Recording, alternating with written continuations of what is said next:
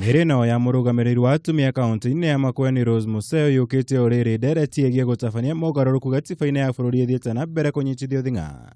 Uko atongoria a ngathĩ itiganĩte kuma kũndũ gũtiganĩte gũkũ bũrũri-inĩ makiruta mirugamo yao ngũrani ndereti-inĩ ĩno. Akĩaria arĩ mwena wa Makueni Museo ugĩte Akenya matibatiĩ gũteng'era gwĩtia mogaruruku gatiba-ini mũno nĩguo matigekore mũtego-inĩ wa kũhĩtũkia maũndũ na mũhumo ta ũrĩa kwahanĩkire mwaka-inĩ wa 2010. Ingekuwa ni vyema tuangalie kama ni katiba kubadilishwa, itabadilishwa kwa nini?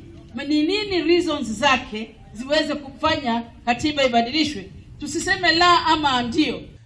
Museo ni umwe wa memba 18 arĩa mamũrĩtwo kũmũrĩka ũrĩa ngirimiti ya President Kenyatta na Raila Odinga ingirutithio wira na kũngania mawoni ma Akenya megiĩ gatiba ni umwe wa maũndũ marĩa mekĩrĩirwo na njĩra nene kumana na ũritũ waguo. Kama ni kubadilisha katiba, kutakuwa na reasons zake, kutakuwa na mambo ambayo yatazungumzwa ili tuweze kuafikiana, lakini tusianze kukimbia na kuanza kusema ilikuwa ilienda. Kama Raila alisema ya kwamba referendum itakuwepo, then labda ako na reasons, tungoje tusikize badala ya kukataa na kusema hivi. Araragio kaunti-ini ya Makueni hĩndĩ igongona rĩa gũtuga ikundi cia atumia na matangi ma maĩ.